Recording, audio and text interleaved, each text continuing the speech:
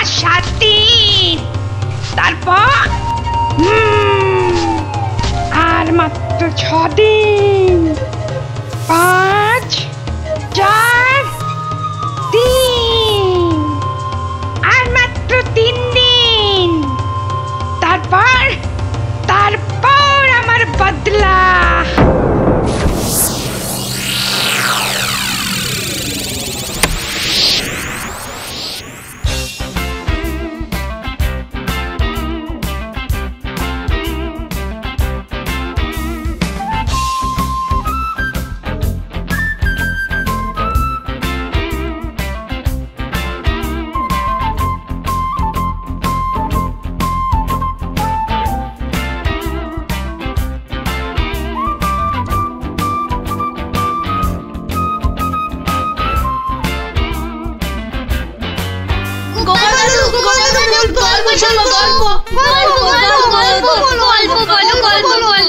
গল্প?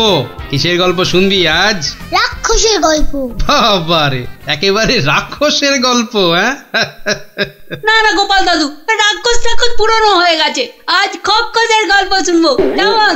বেশ, তাহলে শোন।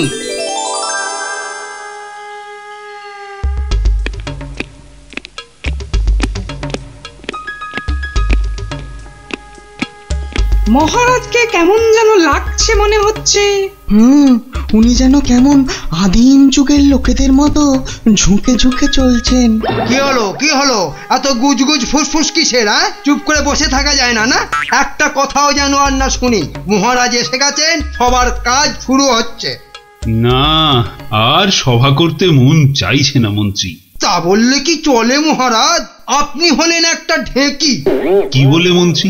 আমি একটা ঢেঁকি? হ্যাঁ মহারাজ, ঢেঁকি যেমন স্বর্গে গেলেও ধান ভাঙে, তেমনি আপনি হলেন মহারাজ। আপনাকে তাই সবার কাজ চালাতেই হবে। আর সভা ভালো লাগে না, একেবারে ভালো লাগে না। দেখে নাও আমাকে, যা দেখার 2 চোখ ভরে দেখে নাও তোমরা। এ কি মহারাজ, এভাবে দুঃখ করে কথা বলছেন কেন? এসব ছেড়ে আমার দূরে কোথাও চলে যেতে ইচ্ছে করছে মন্ত্রী, অনেক দূরে। তা যান না, তাহলে আমি ওই সিংহাসনে গিয়ে বসি। দেখো মন্ত্রীর চোখ মুখ দেখো, যেন পারলে এক্ষুনি ওই সিংহাসনে গিয়ে বসে পড়ে। পড়াবাতে লোভী কোথাকার। তা যান না, সেরকম ইচ্ছা করলে দূরে কোথাও চলে গিয়ে থাকুন না। আর আমার এই কৃষ্ণনগরের কি হবে তখন?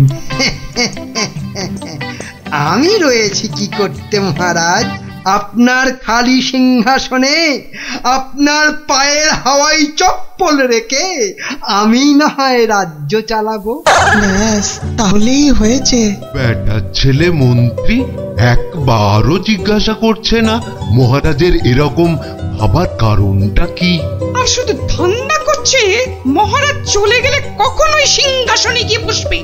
রাজকবি, আপনি তাহলে জিজ্ঞাসা করুন। আমার কি মাথা খারাপ হইয়াছে নাকি পেট খারাপ যে আমি মহারাজকে তার মনোব্যথার কারণ শুধাইব? এই কাজ আমারও সাহসে কুলোবে না। তাহলে আর কি, আমরা বসে দেখি মহারাজ চলে যাক, আর বেটা মন্ত্রী খালি সিংহাসনে বসে কিভাবে তার মন্ত্রিত্ব ফলায়। কেন, আমাদের কি খারাপ কপাল আছে? তো ওই যে আমাদেরই গোপাল। হ্যাঁ গোপাল, তুমি একমাত্র মহারাজকে জিজ্ঞাসা করতে পারো।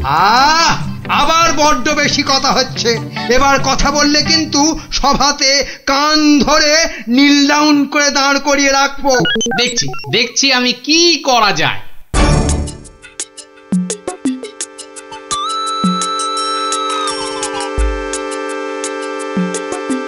কি হলো? গোপাল শুধু দাঁড়িয়ে আছে কেন? মহারাজের সঙ্গে কথা বলবে।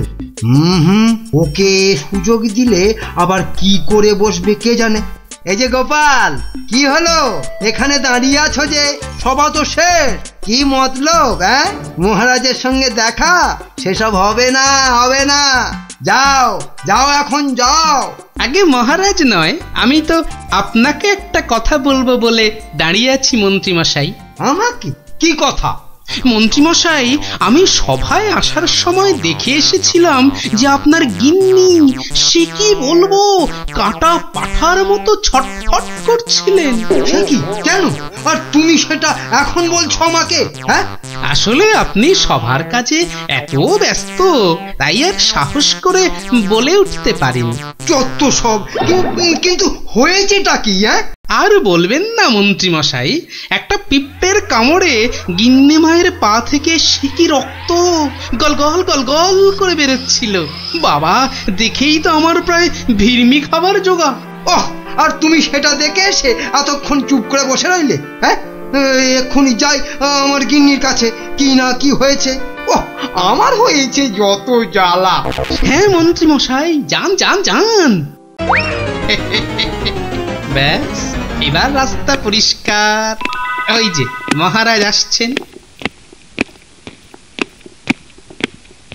মহারাজ। কি তুমি এখনো বাড়ি যাওনি? না মানে যেতে পারিনি আর কি। কেন গোপাল, কি হয়েছে? আসলে মহারাজ, সবার সবাইয়ের খুব মন খারাপ। মানে আপনাকে এরকম মনমরা দেখে আমাদের কারোরই মন ভালো নেই মহারাজ। আসলে তোমরা আমাকে খুব ভালোবাসো তো, তাই। কিন্তু মহারাজ, আপনার এরকম অবস্থা হয়েছে কেন মহারাজ? আমাকে বলুন। শুনবে? শোনো তাহলে। বছরখানেক আগের কথা। জঙ্গল থেকে শিকার করে ফিরছিলাম, বিকেল হয়ে গেছে। তাই ভাবছিলাম কৃষ্ণনগরে ঢোকার আগে একটু জিরিয়ে নি। তাই জঙ্গলের বাইরে বসে একটু জাম খাচ্ছিলাম। তো তখন জামগুলো খেতে দারুণ মিষ্টি তো। আসলে জঙ্গলের জাম তো।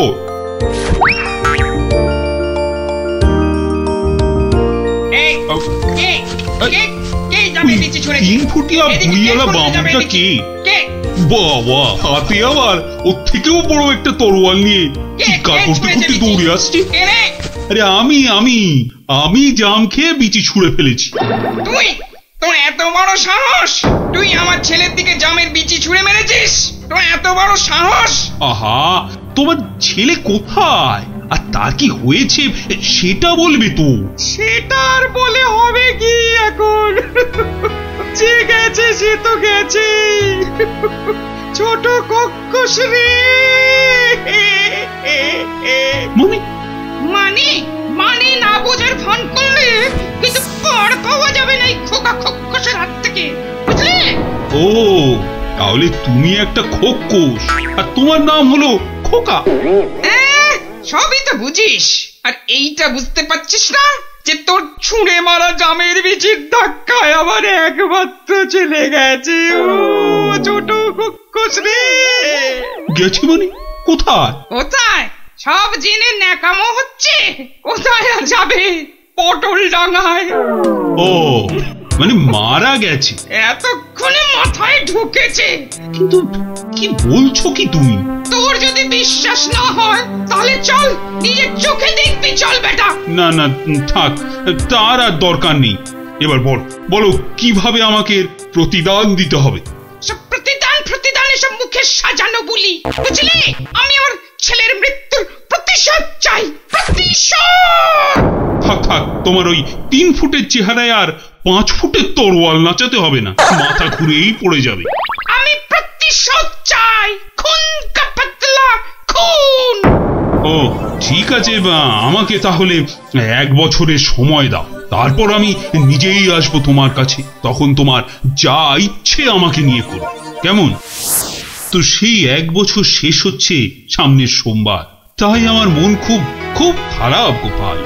মহারাজ, আপনি ওই খোকসকে তো 1 ফুঁতেই উড়িয়ে দিতে পারতেন মহারাজ। না গোপাল, আমি হলাম মহারাজ, আর রাজ্যের সবার ভালো মন্দ দেখার দায়িত্ব আমারই। আমি ও কাজ করতে পারি না।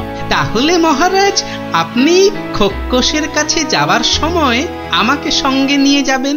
না, আমার দোষের শাস্তি তুমি বা পাবে কেন গোপাল? বাহ, দোষটা আসলে কি বা কতটা সেটা দেখতে হবে না, তারপর তো শাস্তির কথা। বেশ, তাহলে চলো।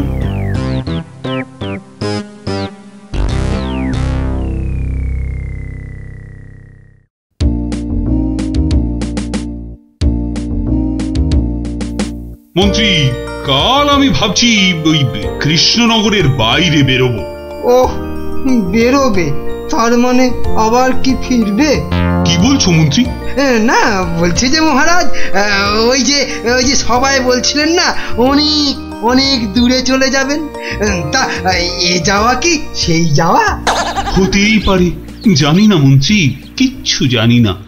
কি কিছু বলবে নাকি মন্ত্রী? হ্যাঁ, মানে বলছি যে আপনি নেই, রাজ্য চলবে কি করে?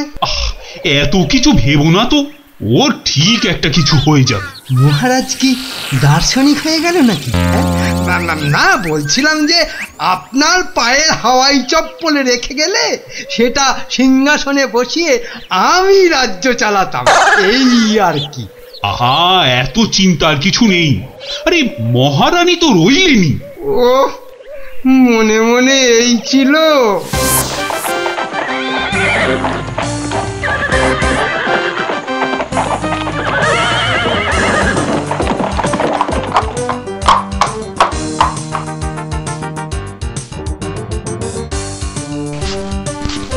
কই কই, কোথায় তুমি? কোথায় তুমি খোকা খোকস? খোকা, আরে ও খোকস! খোকা, কোথায় ভাই তুমি বোকা? বেরিয়ে এসো। কে রে?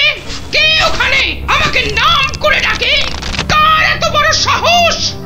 এই যে আমি কৃষ্ণচন্দ্র। আমি চন্দ্র সূর্য জানি না, শুধু জানি আমার ছেলের মৃত্যুর প্রতিশোধ দিতে খুন কাপাতলা খুন। বাবা, আমার থেকেও বেটে ওই চেহারায় আবার দ্বিগুণ চেহারার তলোয়ার। এই যে আমি কথা মতন 1 বছর পরেই আবার হাজির। না, এবার তুমি আমাকে নিয়ে যা খুশি তাই করতে পারো। আমি তোকে এবার একটু আটকাচ্ছি খোকা বাবু, কিছু মনে করবেন না। এই পেটেটা আবার কে রে? বাবা, আমাকে আবার বেটে বলে? কি বললে? বলছি তোমার ছেলেকে একটু দেখবো, মানে কতটা নরম সে, যে কি করে জামের বিচির আঘাতে মারা গেল। কি বললি? হ্যাঁ, আমার ছেলে নরম? হাসালি আমাকে তুই। চল চল, তাহলে আমার ছেলেকে দেখবি, চল। এখনো একইভাবে শুয়ে আছে।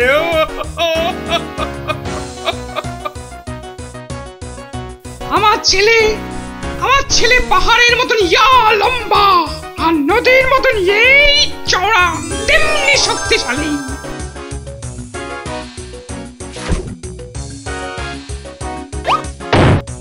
কি খেত জানো আমার ছেলে? আবার ফিরবি খাবে না তো? বড় বড় হাতি ধরে ধরে খেত। তো সেই রকম ভাবেই একদিন বিকেলে হাতি খেতে খেতে হঠাৎ করে ওই যে চন্দ্র সূর্য, কি নাম বললে? ওর ছোড়া জামের বিচির আঘাতে করুণ ডাঙায় চলে গেল।